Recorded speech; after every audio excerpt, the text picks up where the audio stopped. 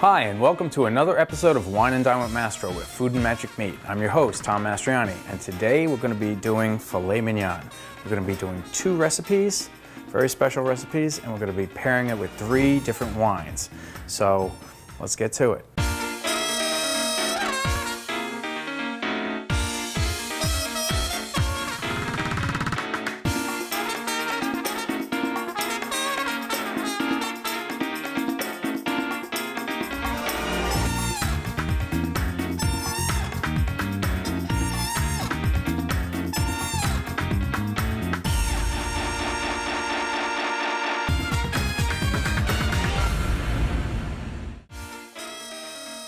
All right, so now we're gonna start with the wine. So let's get over to the rack, pull out our first contestant. We've got Cooper and Thief. This is a bourbon barrel aged red wine blend, okay? So let's give this a shot, crack this open.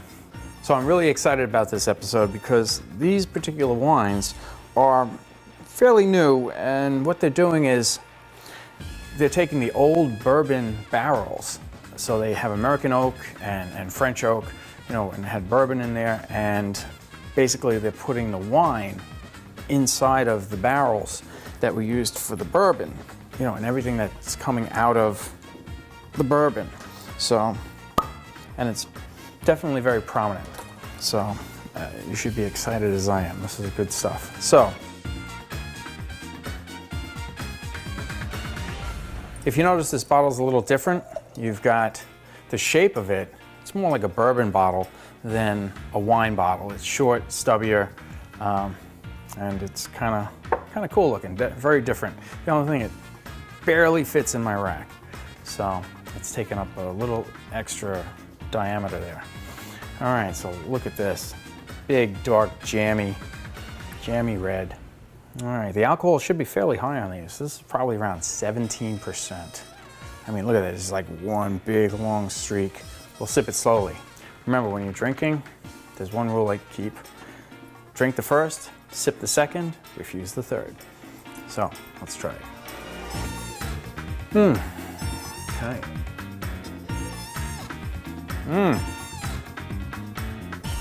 Okay, that's it. We don't have to do any more show. This is wonderful.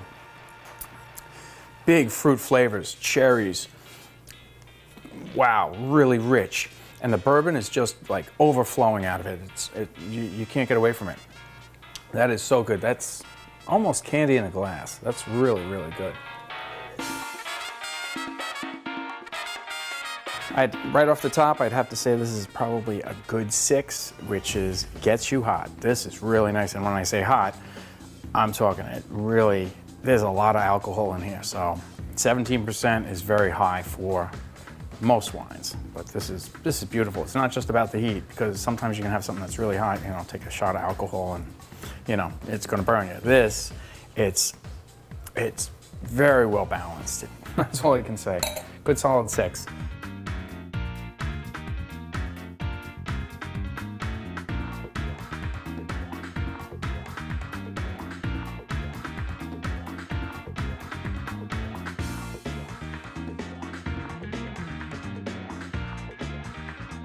All right, so now we got to get this off the plate and onto the board. You know, it looks really pretty here, but we want to take from the middle here. This is where the best piece is going to be. This is the Chateaubriand, and let's go right about here. Nice. Now we're cutting these into about 6-ounce portions. So now we have our fillets. They're ready to go. We want to put a little salt and pepper on these. All right, I'm gonna add a little salt.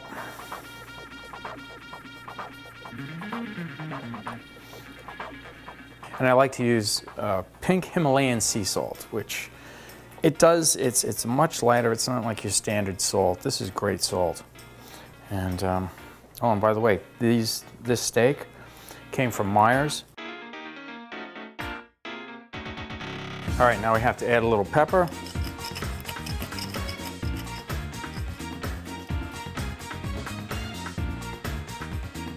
All right, now we're gonna get the temperature up on our cast iron skillet. It's all ready, primed, ready to go. All right, so we're gonna put these right in there. Do 2 of these.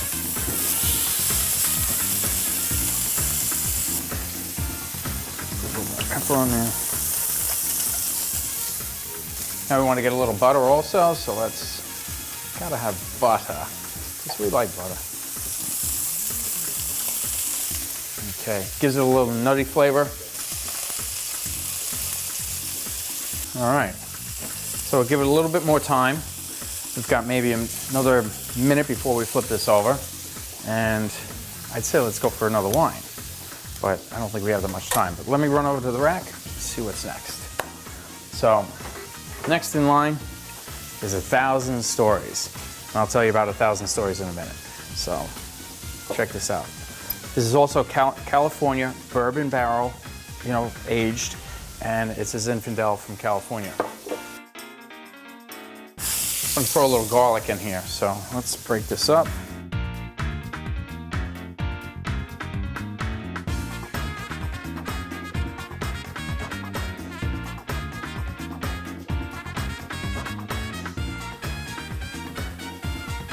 Get that garlic in there. Oh, somebody's gonna wave the thing.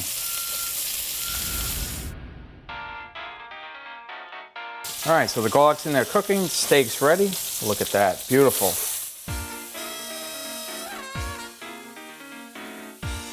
All right, they look really good. All right, we've got about another 2 minutes, so let's open up the 1,000 Stories. And again, bourbon barrel aged. And this is a Zinfandel, so it's just one grape in the cask, as opposed to the other one, the Cooper and Thief, which is a blend.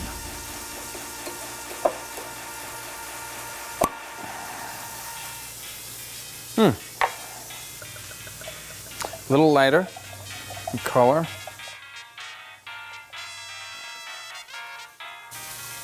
This is probably going to have a similar alcohol content, but let's look. Yeah, this is tight too. I'd say probably a little less, maybe 15 or 16. Not quite 17, but let's take a quick look. 15.8% on this, where the Cooper and Thief is 17%. Very light on the nose. I'd say there's, smells a little like steak. Hold on 1 minute. These are looking pretty done right now, so let's take them off and we're gonna let them rest. You should always let your steak rest. Lets the juices pull back in.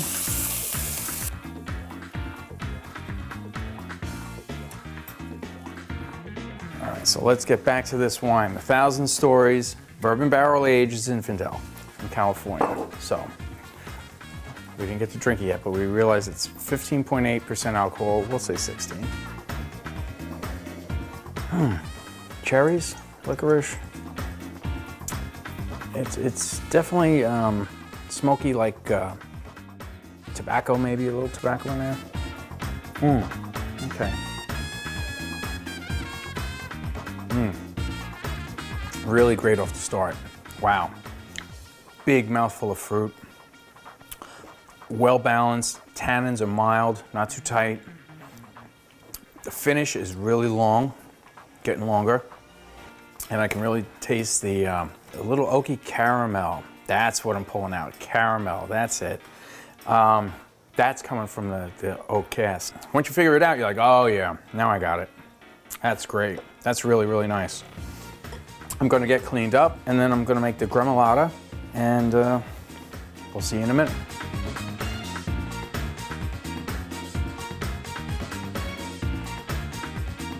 All right, so now we've got the first set of steaks made, and now we're gonna make the second set. And we're gonna do this French style. So come on over and we'll show you how to do this. We've gotta get the heat up. And first thing we're gonna do is we're gonna put a generous amount of oil in the pan, okay? Because we're gonna have to use this, we're gonna be scooping it onto the steaks. We're only gonna cook one side, and then we're gonna bake it. And let's just do that. It's going to be a little messy, but it's all good. And we're gonna need some rosemary. So we're gonna need that. There's a sprig in there.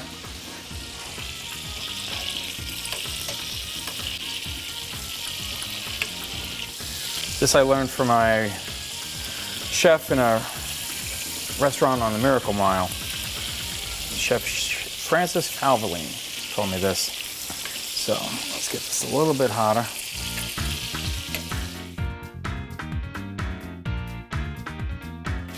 All right, so we got them in there. Pan's nice and hot. Now we gotta get a little more garlic. So let's break up some of this. It's all about the garlic, and the thing with the garlic is we have to put it in a little later because you don't want to burn the garlic. Okay.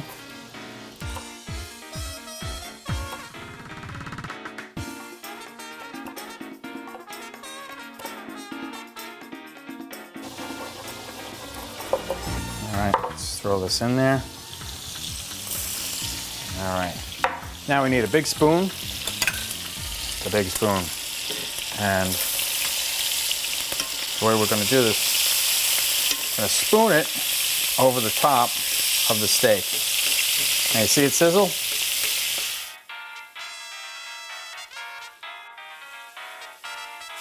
And it's tenderizing it, keeping it juicy as juicy can be.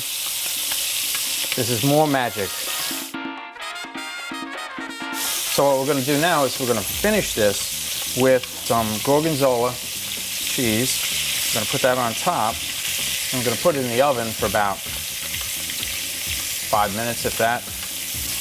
And let the Gorgonzola cook on top.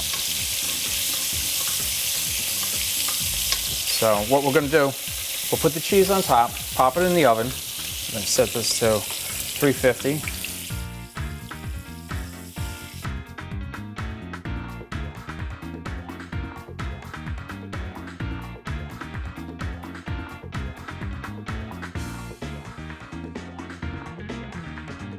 And now it goes into the oven. All right.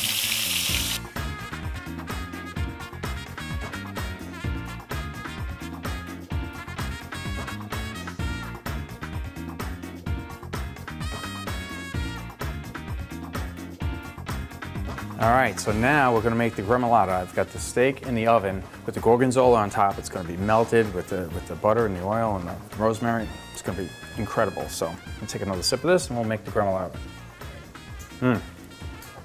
That's 1,000 stories. All right, so first we're gonna chop up this parsley.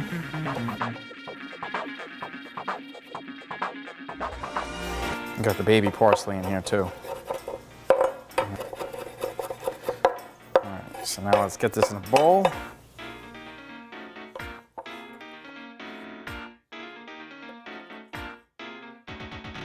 Just a pinch of salt. Okay. Have our zester here. We're gonna basically roll this until we get the lemon zest. I don't know which wine that goes with, but I don't think it's on the table right now. A little pinch more salt. And a little olive oil. All right, so now we've got our lemon zest in here, our parsley, olive oil, a little salt, throw a little pepper in there. What's a steak without a little pepper? We've got our garlic. We're gonna put this right on top of those steaks. But there's one magic ingredient that I saved for later. Is our garlic that's been roasted.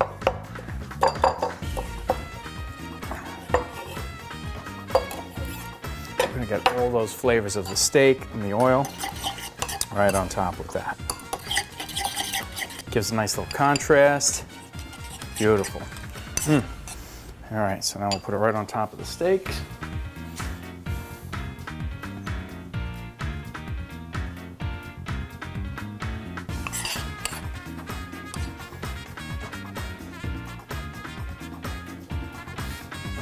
All right, so that's ready. Let me just grab those steaks out of the oven. Oh yeah.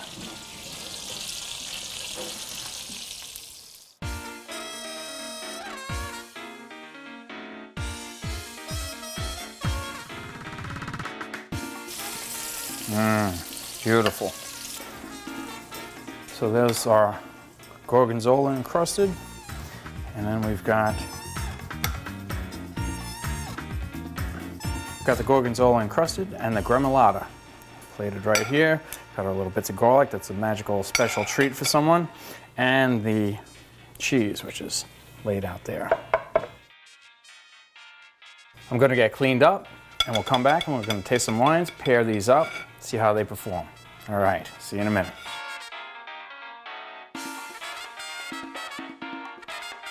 With a hot spring and early summer, a cooler than normal end of the ripening season allowed the wines to be vine ripened. And from that came Born of Fire. And we're gonna see just what this is made of. So, Born of Fire, like the Phoenix, they've got a Phoenix on there. So, this is a Cabernet Sauvignon from Columbia Valley, California. And let's open it up. I expect it to be hot. And or alcohol level, it's 13.5, which is about average. So let's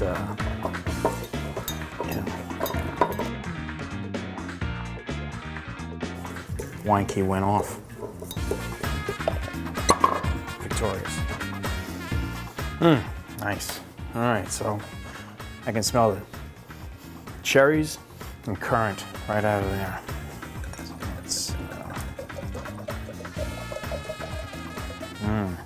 Nice rich red color. Let's see what this Born of Fire has for us.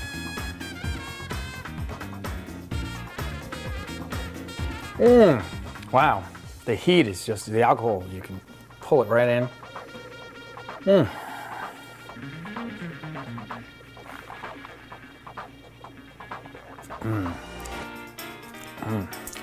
Nice light fruit flavors, not really rich and dark. The flavor is really clean, smooth, not as tight as you would think from the color. The color is saying, you know, I'm big and bold and I'm gonna, you know, kill you. But this is really nice. It's smooth, it's very light. Not as light as a Pinot Noir, but this is good. And if you look at the color, check out the color there. See the edges?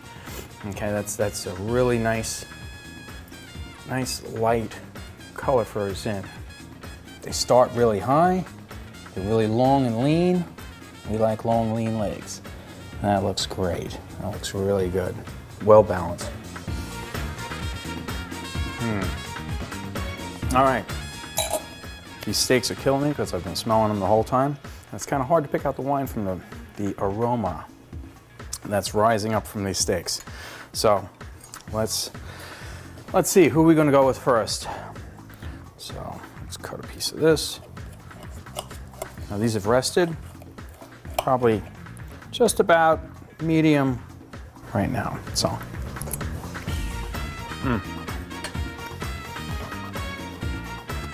That's really good. I'm gonna start with the Born of Fire.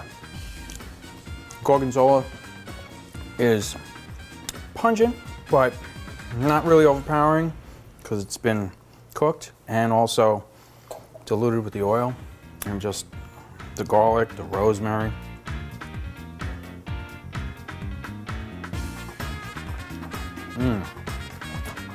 Really nice pairing.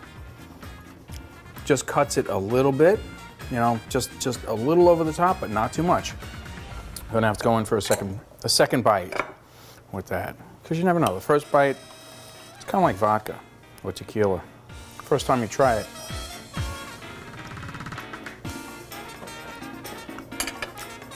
First time you try it, it hurts. Second time, your whole mouth opens up and then you can taste it better.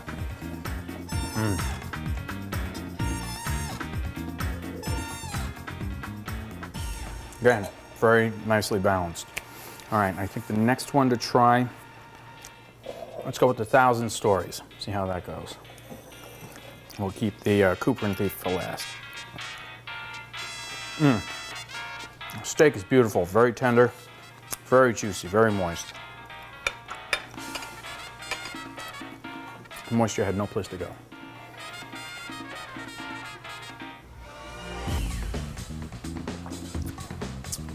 Wow, mixed with the cheese, it's kind of like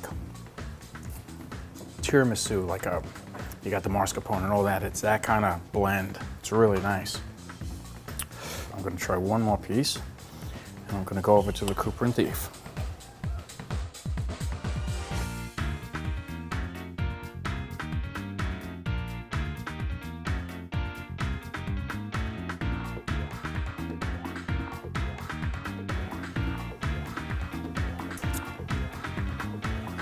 Oh my, they are really, really good.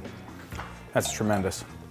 This was an adventure. It's kind of like going on a roller coaster. And you hit the first bend, the first hill, then the second hill, and then the third hill and the plummet.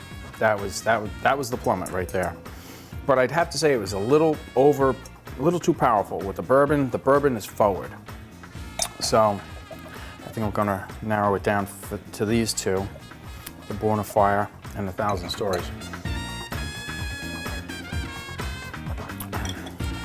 I think I'm going with 1,000 Stories on the Gorgonzola encrusted. So now let's try the Gremolata, see how that goes. Now this should be a completely different taste.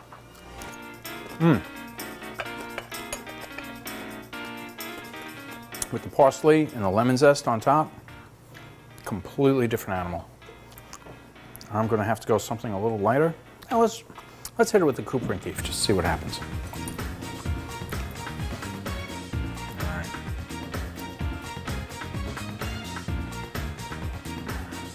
Nice. Nice contrast. That's really good. The parsley and the bourbon, who would have thought? That's great. Let's go with the Born of Fire.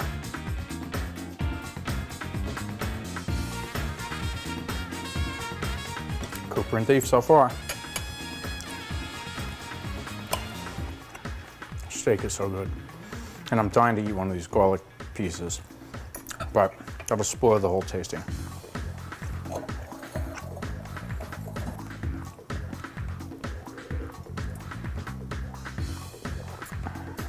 Wow, that really pairs nicely. That's a good pairing. Wow. 1,000 Stories was great with both of them. Really, really great. Cooper and Thief killed it with the Gorgonzola. And Born of Fire was also very, very good. I'd say any one of these is a great pick for any of these steaks. It's really hard to pick a winner here. I'd say they're all really, really good. I mean, with the Gorgonzola encrusted filet, I would have to say the Cooper and Thief is right at the top. And then the Born of Fire right behind it. 1,000 Stories close behind. I'd say on a Mastro scale, we're going 6, 5.9, 5.8, or 6.1, 6, 5.9. They're all great wines. These are all spectacular, actually. They really pair with either one of these steaks, but I think the pairing would have to be the Cooper and Thief for the Gorgonzola encrusted, and then we've got the 1,000 Stories for the Gremolata. There we go. 3 great wines, 2 amazing steak recipes. This was great. I hope you enjoyed it as much as I did. And if you get a chance, make these recipes. And you can also go to my website, mastrotv.com, and you can see more wines, more great recipes. Thanks for joining me on Wine and Dine at Mastro. I'm your host, Tom Mastriani. Till next time, cheers.